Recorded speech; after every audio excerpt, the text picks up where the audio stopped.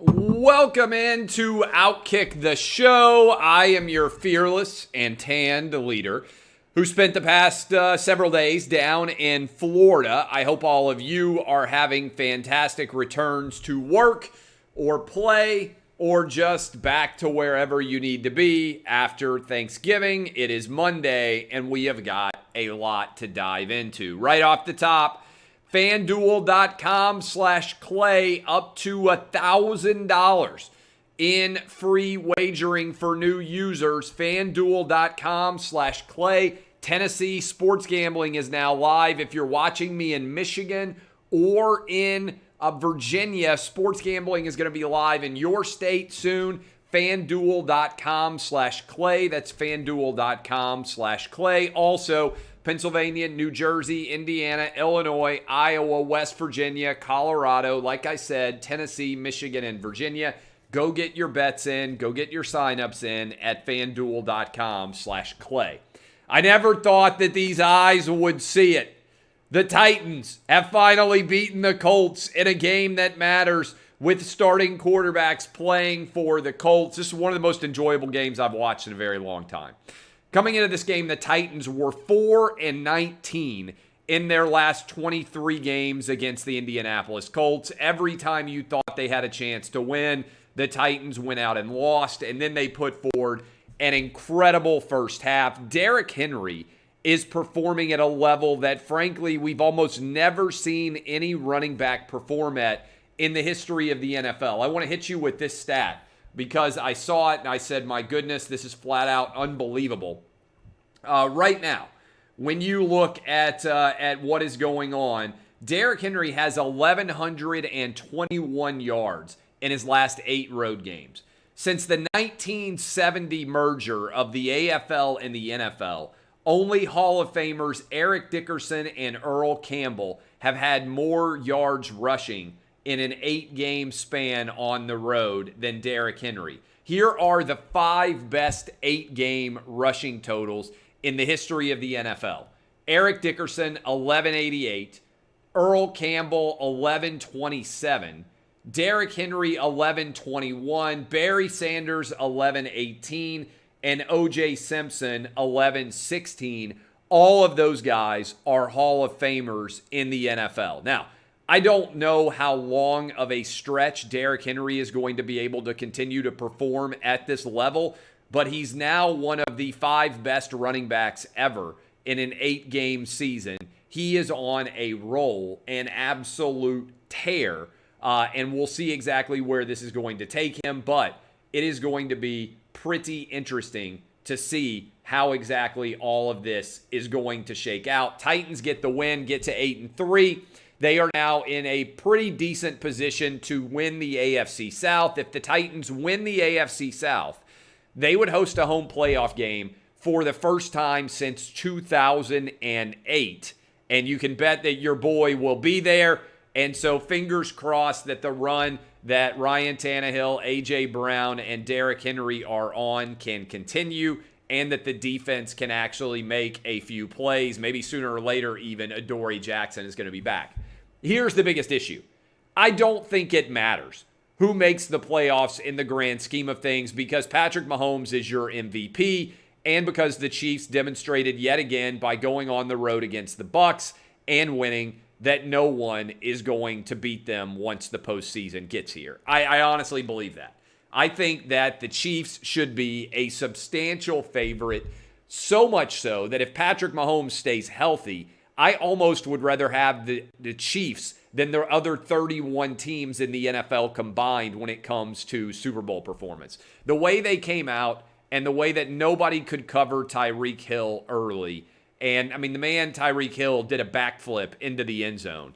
Between Tyreek Hill, Travis Kelce, Edwards-Helaire when they need to use him, but more importantly, Patrick Mahomes, he's the best quarterback in the NFL. The Chiefs are the best team in the NFL as a result. And I just don't see anybody being able to beat the Chiefs this year as long as Patrick Mahomes stays healthy.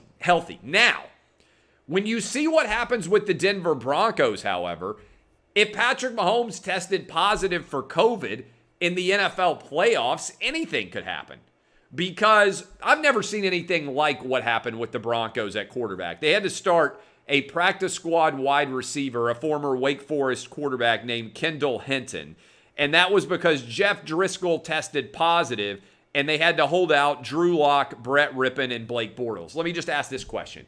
If you haven't tested positive yourself, why should you need to be held out from competition when we know that there's never been any furtherance of the virus spread during the course of a game? This sounds like madness to me, to be quite honest.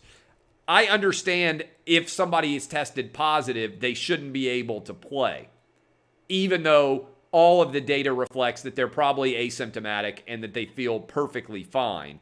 But Drew Lock, Brett Rippon, and Blake Bortles, none of them could play at all for the Broncos. And instead, they had to trot out a guy who had never played quarterback in the NFL before. And effectively, the Saints got to play a scrimmage game and win. I think the final was 31-3 and effectively lock up the NFC South. It's crazy. Now, so that's the danger going forward. If you have a team like the Kansas City Chiefs and a player like Patrick Mahomes, it's that he could be completely healthy, test positive, not be able to play in a playoff game, and your season could come to a close. So that's the terrifying thing, I think, if you're trying to contemplate how this is all going to shake out with all of the playoff games that would have to take place as well. Also, what in the world's going on with the Tampa Bay Buccaneers, with Bruce Arians and with Tom Brady, and with the conflict between both of these guys? It's clear that Brady doesn't feel very comfortable in the offense, that both of these guys are sniping behind the scenes. With the Bucs falling to 7-5, they have a decent chance to win their final four. But what the Bucs really need more than anything else, now that you know they're not going to win the NFC South, is they absolutely, desperately need to be the 5 seed so they could go up against whoever wins the NFC East and have probably the easiest game in the first round of the NFL playoffs anywhere, whether they're going on the road against the Eagles, the Giants, the Cowboys, or whoever else is Washington, the crappy 4 teams in the NFC East. Getting that 5 seed basically should give you a guaranteed win if you play decently, and then that gets you into the final 4, the divisional round of the playoffs. But if you can't get that 5 seed, then, for instance, you're talking about having to go on the road right now. It would be against the Seahawks, maybe possibly on the road against a team like Green Bay at Lambeau Field. That's a major issue. I don't see Brady, unless he gets that 5 seed, having any real chance in the playoffs to make a substantial run. All right, let's talk for a minute about the craziness that's going on in the Big Ten. The college football playoff picture is a mess. But before we get to the Big Ten, I think we need to spend more time giving credit, and the Pac-12 for that matter, more time giving credit to the SEC, the ACC, and the Big 12, who are all, it appears, going to be able to crown a legitimate champion because they didn't cancel their season back in July and because they started play in September with multiple weeks to make up games as needed, all right? And so, as a result, it's possible that all 3 of these conferences are not going to only complete their seasons, they're going to do so with crowds present, and they're going to crown legitimate champions. We are close to locking in Alabama against Florida, and nobody out there being able to raise a bit of complaint about the SEC. Iowa State, congratulations to the Cyclones on having a legitimate chance for their first conference title since 1912. Everybody should be rooting for Matt Campbell. Oklahoma seems to have gotten their season ironed out. And in the ACC, I think there's a very good chance that we're going to have 11-0 Notre Dame going up against 9-1 Clemson. And as a result, all 3 of those conferences have done a phenomenal job of getting to this point where they're probably going to be able to play either every game on the schedule in their conference or almost every game on their schedule in the conference, and they're going to be able to crown legitimate champions. We can't say the same about the Pac-12 or the Big Ten, who started far too late to be able to handle any kind of reasonable championship. And so, we're in a difficult spot here, I believe, as we try and break down what's going to happen going forward. In particular, the Big Ten may not even be able to get Ohio State into the Big Ten title game because there's fear that having had to cancel the game against Illinois, Ohio State may also have to cancel the game against Michigan State. And if that ends up happening, then they wouldn't play enough games to qualify for the Big Ten title game. And as a result, it would probably strain credulity, potentially, for them to even be able to make the college football playoff. Now, this is a flaw of leadership in the Big Ten and the Pac-12 that they have created situations where their teams may not be able to finish the season. I got to tell you this right now. I told you months ago that the idea of playing later in the winter was insanity if you just looked at basic numbers. You knew that in cold and flu season, the odds were likely higher that COVID was going to be spreading. So this idea that you should have played later was fundamentally broken just on basic logic. And go back and watch in June and July and August when I said all this. I said you need to, if anything, bump the season up earlier, start it earlier in September so that you can finish it before you actually get into the winter. Remember when they were talking in the Big Ten about playing indoors in December and January and February? How crazy does that all look right now? So I feel bad for the players in the Big Ten and the Pac-12, for the coaches, for the fans, for the parents, for the administrators, for everybody who has worked so hard to try to make college football happen in what has been a fundamentally broken process by which they made decisions. I don't know if Ohio State, which is probably the only team that still has a chance to make the college football playoff from either of those conferences, maybe USC, maybe Colorado, maybe Washington if everything went perfect in the Pac-12. I don't know if they're going to be able to do it, and it's not their fault. It's not their fault. It's a failure because they were set up with no safety net, no ability to suspend games, no ability to reschedule games, really, in order to get to December 19th and be able to play. And the numbers have already bumped Wisconsin out of the running in terms of being able to make the Big Ten West champion because they haven't played enough games. And now it feels like the Big Ten East, the same thing's going to happen. And Indiana now has lost Michael Penix Jr., their quarterback, to a torn ACL. And so Indiana might be playing against Northwestern, both teams with losses. Indiana now with a backup quarterback and having no real legitimate chance to actually crown a champion that has any chance to play in the college football playoff. It's a fundamentally broken system, and I feel bad for Big Ten fans. I fought hard for your season to happen. Same thing for the Pac-12, that this has occurred in any way. All right, I want to tell you this right now.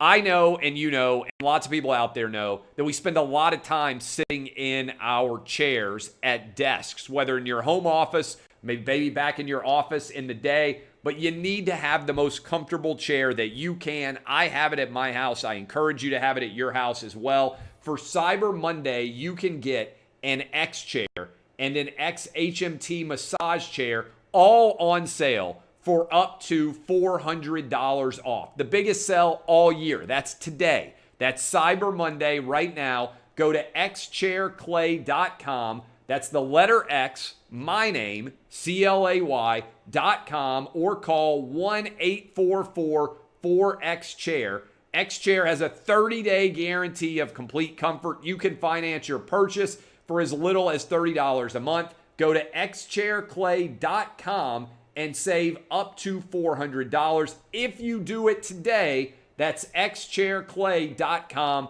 We'll pop it out for you on OutKick as well. Again, important, xchairclay.com, the biggest and best chairs possible to make you comfortable and be able to get through your work. You need them. You want them. Today you can get up to $400 off. Do what I did. Get the chair that will make your work life better than it's ever been before at xchairclay.com. That's the letter X, chair, clay, my name.com, xchairclay.com. All right.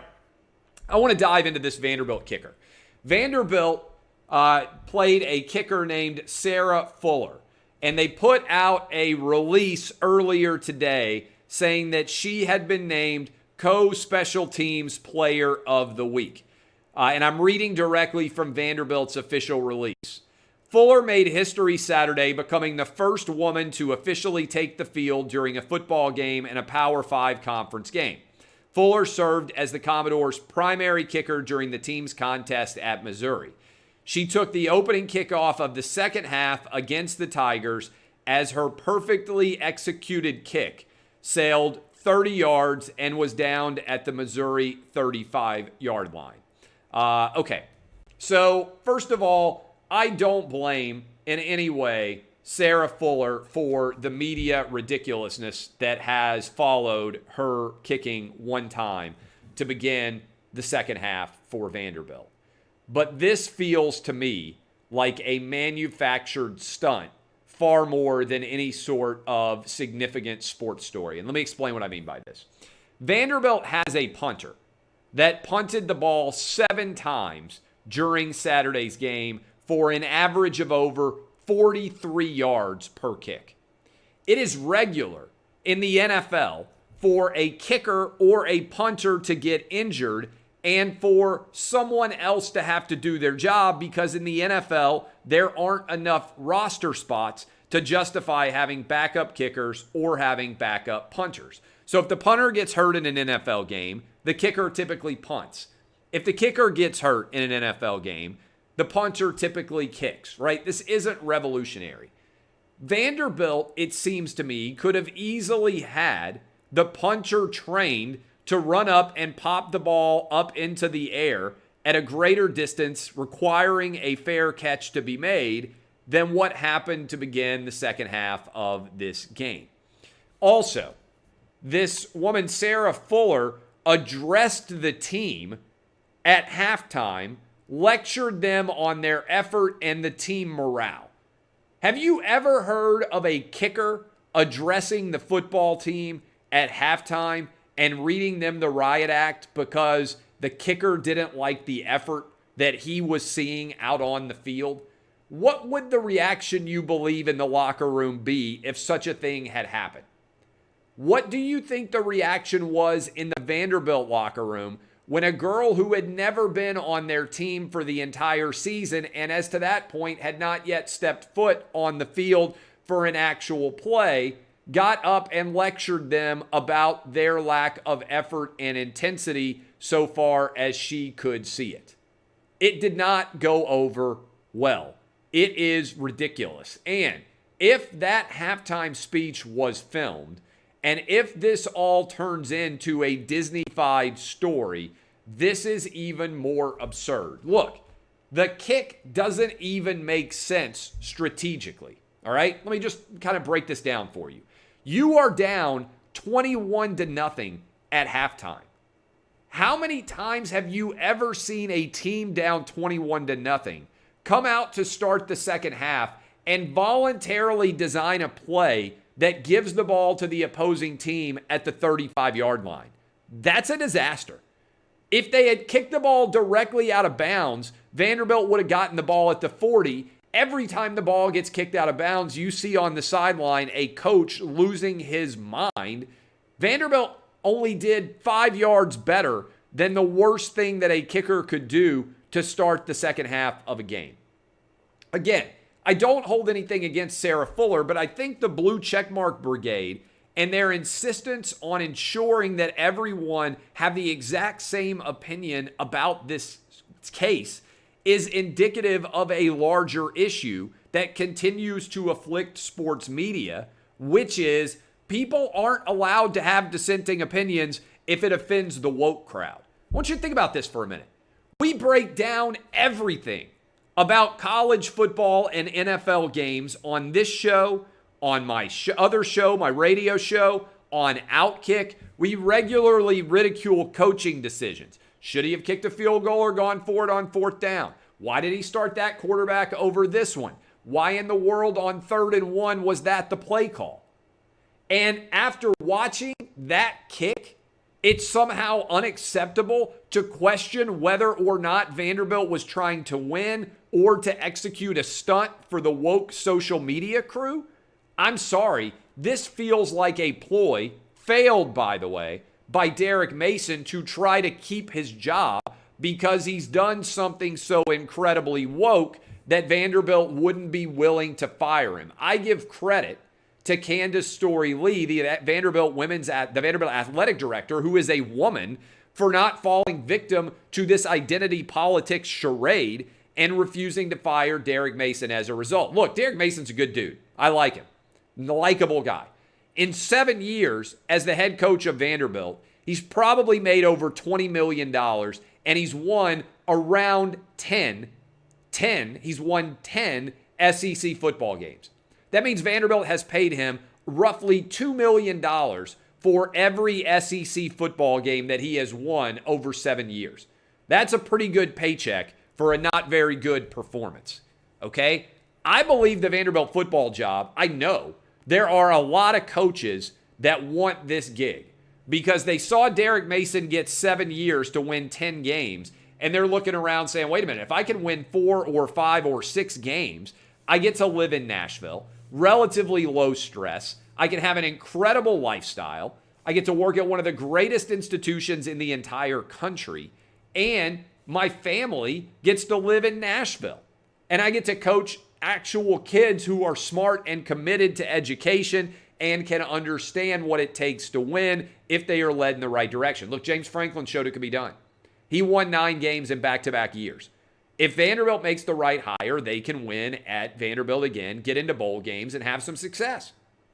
It's all about the right hire. And there are tons of coaches that want this gig. A bunch of them have already reached out to Vanderbilt. There are going to be several high-quality candidates, and Vanderbilt, if they make a good decision, will end up with a coach that can win at a high level. Now, look, I root for all Vanderbilt graduates to succeed. I am a double Vanderbilt graduate. I went to Vanderbilt University and for law school, and I also went to Vanderbilt for my grad school, okay? And to get an MFA, a Master's of Fine Arts in Creative Writing. I spent 5 years post-grad at Vanderbilt getting double graduate degrees. I want Vanderbilt to succeed. I want the university to succeed. I want there to be success from all the players. But I don't want us to end up in this fantasy land where a mediocre performance is hailed as if it's worthy of being called a player of the week in special teams. Look, even this release is fundamentally inaccurate. Fuller served as she took the opening kickoff of the second half, and her perfectly executed kick sailed 30 yards. Did it sail, or was it barely in the air at all? And did it short hop at the end? What exactly was going on with that kick? And how in the world could it be worthy of a special teams player of the week award? I have something crazy. I believe something crazy, evidently. I believe that you should be rewarded when your talents are incredible, and we live in a meritocracy where the best and most talented players should deserve and receive the best awards.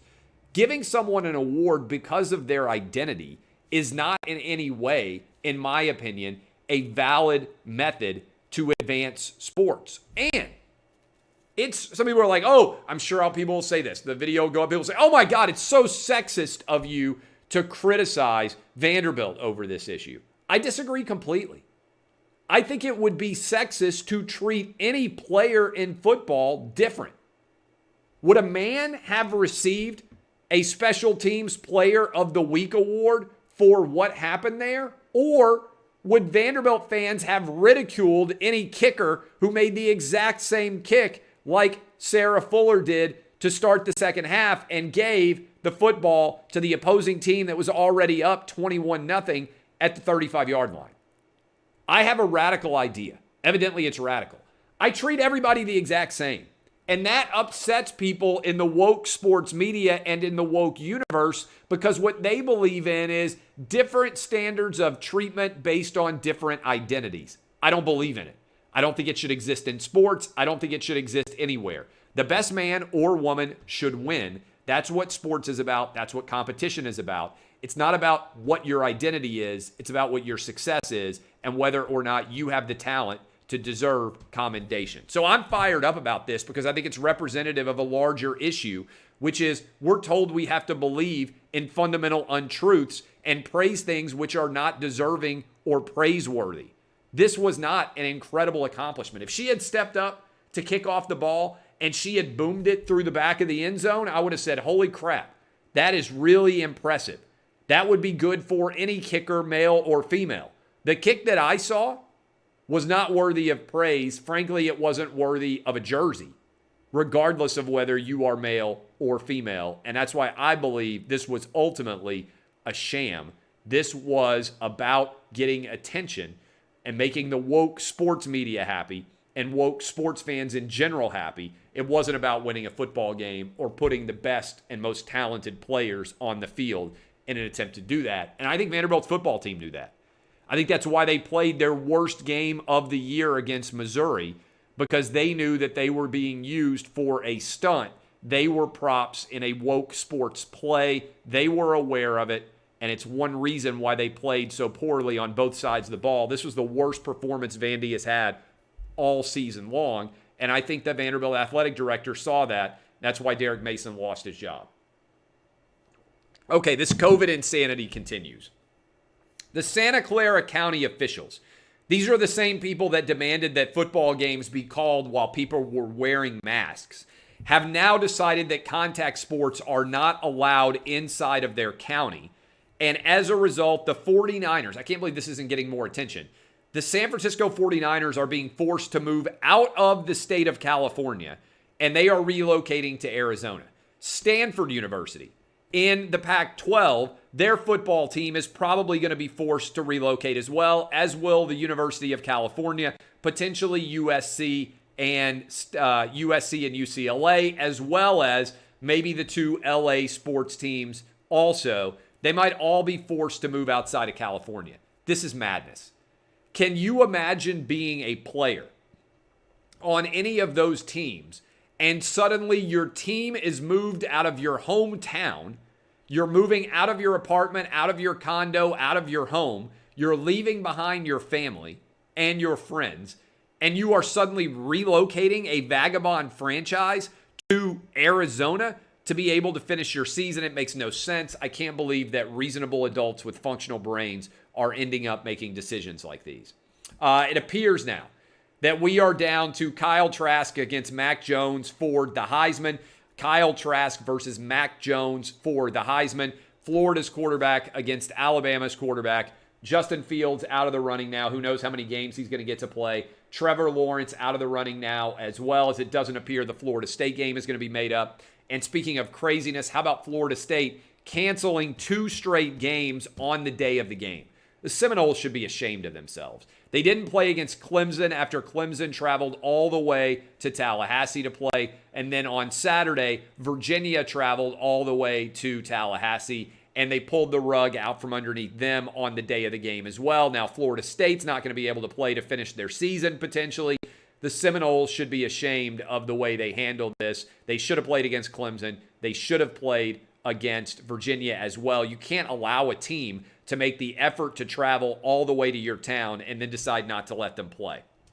Okay, I think I have hit all of the different topics that I wanted to hit. I want to tell you one more time as we finish off the show today. Encourage you, Cyber Monday only. Go right now to XChairClay.com, up to $400, but you have to do it today. XChairClay.com. Appreciate all of you. FanDuel.com/Clay if you want to get all your bets in advance of Monday night and hopefully Tuesday night football. I am Clay Travis. This is OutKick the Show. DBAP, unless you need to SBAP. I'll be live on Fox Bet Live with some gambling picks for you at 5 Eastern, 4 Central, 3 Mountain, 2 Pacific. Should be a lot of fun. Go download the podcast for the radio show. Love all of you. By the way, it's snowing in Nashville at the end of November. I'm ready for winter to be over. Don't let the white death wipe you out. Be safe. This has been OutKick the Show.